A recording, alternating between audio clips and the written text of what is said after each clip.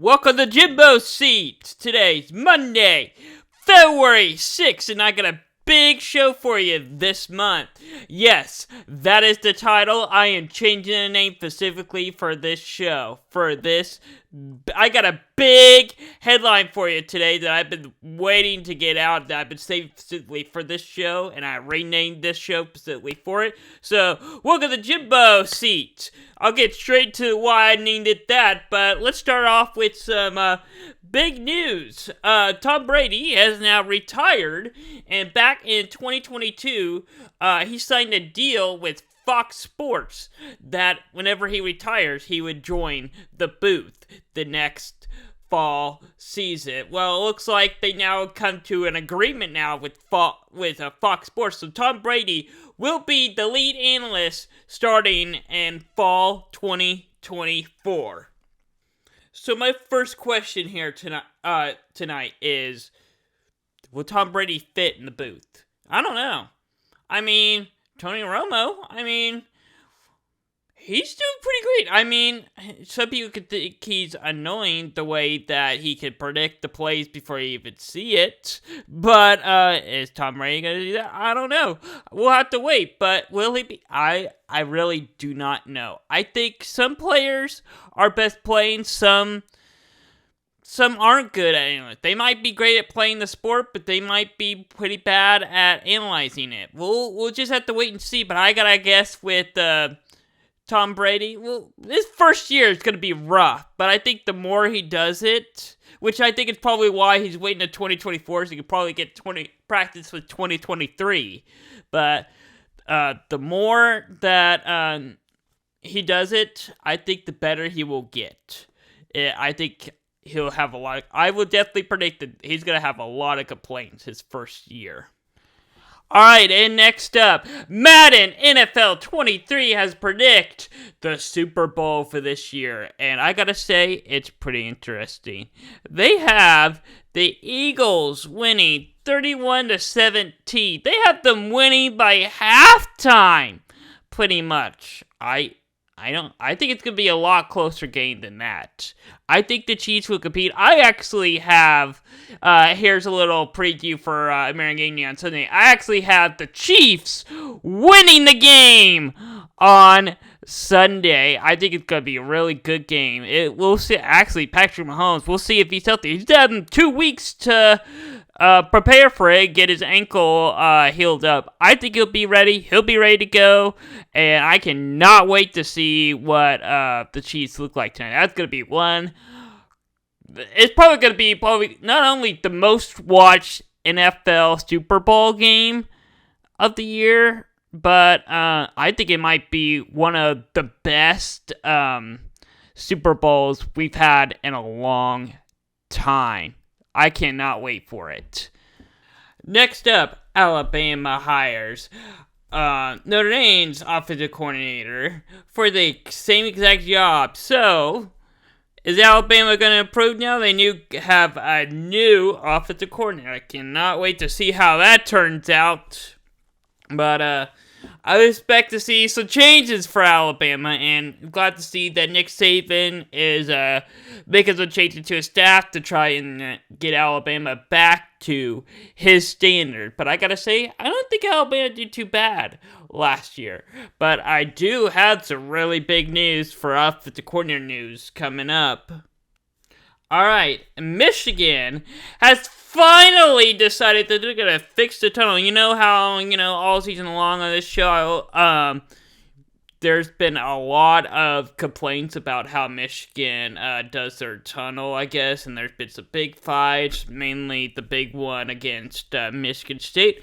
Well, they have decided to widen the tunnel, which, in order to do that, they actually have to remove some stands. So some seatings will have to get moved in order to widen that tunnel, and they're going to work on that this offseason. So it's the big news there. If the problem still happens, then I don't even think that's a Michigan problem, because they've had that seating for years. Why is it all of a sudden it's happening now? And just only with 2 games that I've heard about. I'm sure there's been plenty of others, not big news one, but what's going on down there? I mean, I like that they're going to go fix the problem, but if it does solve the problem, then they just lowered their capacity for no reason. And now Michigan fans are going to get mad because, like, okay, if they had season tickets there, or they like those seats there, they're going to be taken away. And also, yeah, again, like I just mentioned, it lowers their capacity. Fans are going to be wanting, okay, we can. Is there going to be some upgrade to the stadium now that adds more seats in to it? Because if I were a fan of Michigan, I'd be like, okay, can we get those seats somewhere else then? Don't take them away. We don't want lower capacity. We want higher capacity. Come on, move us up. Move us up. But I don't get that whole news whatsoever. Anyway, it's finally official after, the last 2 years, especially the last couple of weeks. There's been a lot of rumors that OU Texas would join the SEC in 2024. That's not the case anymore. Fox is mainly the main reason that's keeping them leaving early, because ESPN totally owns the SEC now, coming up here next year, because I think it's the last year that CBS will have their game of the week. So, starting next year, ESPN will have exclusive rights to the SEC. Fox is about to lose Oklahoma and Texas, so they want to keep as much of their money-maker teams as possible. And it was just enough to convince the state through contract. So Oklahoma, Texas will be joining the SEC in 2025, which gives us, 2 years of Oklahoma, Texas playing the 4 new schools coming in, which the Big 12 finally released it. Took a while, but they finally released the football schedule. And I gotta say, it's kind of looking weird to see some of these longtime Big 12 teams not play a team. It's simple. Oklahoma's not playing BYU or Kansas State. That I've only looked at a couple of the Big 12 schedules. I'm sure there's other ones that you'll be like, oh wow, they're not playing that team. Oh, that's weird. Yeah, it'll feel like that. It's gonna start really turning more into like the SEC. The Big 12's really how their schedule are gonna turn more into like hack the Pac-12 and the SEC does their scheduling. All right, and my big news that I've been holding up for the time where I'm putting Jimbo Fisher on the hot seat. Yep. All right, so Bobby Petro, if I pronounce his name right, he was hired as offensive coordinator at A&M. So yes, he formerly worked with A&M. He was an offensive coordinator with A&M back in the day. He's back at A&M. He's all psyched up. I think it's bad news for A&M, and I'm actually pulling up. I have ESPN's article up right now. Been reading it, and I was like, I can't imagine. Get this. He was hired at UNLV for a month, less than a month, and then A&M or Jimbo Fisher hired him. So he barely had a chance to meet the UNLV player. Okay, so I want to know is, how in the world do you be an offensive coordinator at a school like UNLV for less than a month, and it qualifies you for a Power 5 coaching position? What? Yeah! And I get that he was formerly a head coach at Alabama, or not Alabama, sorry, Arkansas and Louisville, but I mean, he was fired there and it didn't go as planned, and yeah, I just do not know what Jimbo Fisher is doing with him, and the only success he's had was, well, I guess he coached Lamar Jackson. That's basically it. And that. So, I mean, maybe the A&M's got some good talented players now. Maybe he could change change the A&M's offense around. But I don't know. I don't like where this is going for A&M. Actually, I kind of do because I like ranting about them all the time. All right, I got some big NFL things to talk about. The Pro Bowl was Sunday. It was interesting. The first time they didn't do tackle. They actually did flag football. And surprise, not surprise, I don't know. But someone had a really seriously foot injury. I didn't hear much about it. I really should try to see if I get a full. I may talk about more about it on American Game Day on Saturday. But yeah. Did NFL fix the Pro Bowl? I mean, a lot of the ratings been going down because everyone's thinking they're too soft and blah blah blah. They're not even playing. Well, here's the flag football. We are playing that, but is it fun? I mean, it's not the same. I mean, it's just flag football. It's not football. It's flag football. Again, I mean, a couple of big hits happen. Again, like I mentioned, a very serious injury, a foot injury, I believe. Yeah. I gotta say, I've heard really good things about it. I actually did not watch it. I didn't have time to watch it. I was actually busy with other things. But I gotta say, what I've heard from it, it sounded really fun to watch. And based on what I heard, I think it probably won't be the highest rating Pro Bowl game, but it's gonna probably likely be the highest in the last 5 years. So I gotta say, did NFL fix the Pro Bowl? Not yet. I think they're towards the right direction. But is flag football it? I don't know. I think I need to see it a couple more years to know. But the game next week, or I guess this Sunday, is the Super Bowl 53, and you see it right there on screen. That's this year's Super Bowl logo. Yeah, it looks like the Cheez-It Bowl logo, color scheme.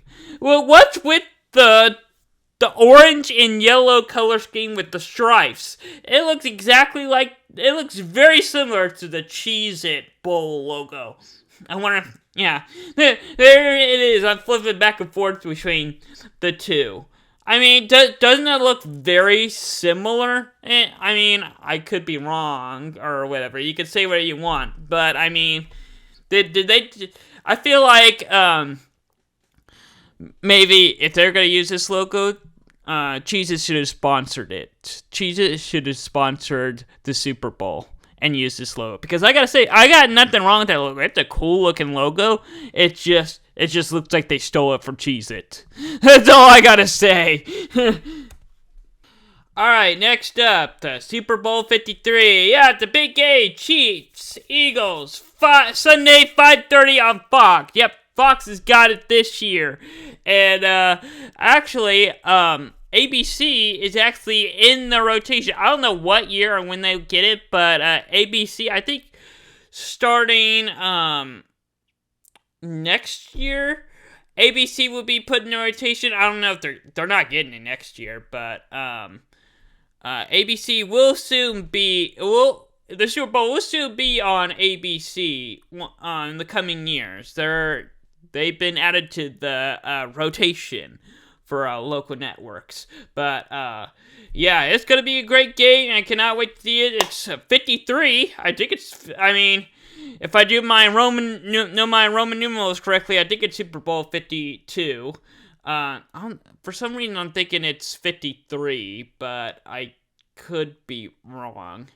I'm not sure, but yeah, Super Bowl 52 Sunday, and let's check out some Twitter from March Madness real quick. So, if you haven't been paying attention to college basketball lately, you missed quite a Saturday, or quite a week, basically. This is how many teams that lost this week. 15 ranked teams. And then I kind of summed it up for them, but they listed 15 teams and what rank they were, and then at the end, they put no one's safe, and then the explosion emoji, but the graphic I used apparently can't show emojis, which I need to fix that now because emojis are a very important part of social media. And if I find a really good tweet I wanted to show you with the emoji on it, I need to get that fixed up. So 15 teams, ranked teams, lost this week. That's a pretty big deal. Purdue, number one team, was one of them. Let's take a look at it. Purdue 1, Houston 2, Arizona 3, Alabama is 4, Texas is 5, Tennessee 6, UCLA is 7, Virginia is 8, and so on and so on. But Purdue was one of the teams that lost, and yet they're still number one. So here's my big question of the week. Should Purdue still be number one with that loss to Illinois, who's now just entering the top 25 last week, and now they're in the top 20. They're number 18 now, as you can see it right there, just ahead of them with TCU and St. Mary. St. Mary did beat Gonzaga, and they're just barely ahead of Gonzaga. And if you haven't already, you can check out my rankings. This is the first week I actually released my rankings for college basketball. You can check that out on Twitter or Facebook or on our website, busysports.com. Anywhere.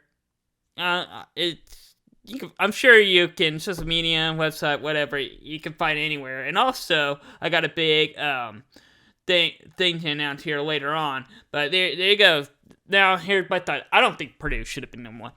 If you look at mine, Houston is number one in my rankings. But also, college basketball is obviously very competitive this year. So, no matter what, I don't even think the top 4 teams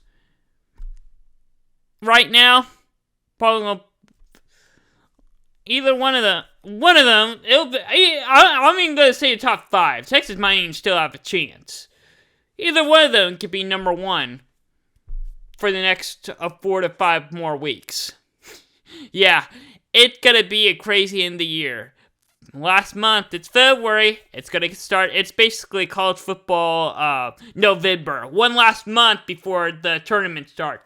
Anyway, trade alert in the NBA. Kyrie Irving is moving to the Mavericks. Wow. The Mavericks are now all of a sudden going to be out of the playoffs. Bye, or had no chance at the finals. Sorry.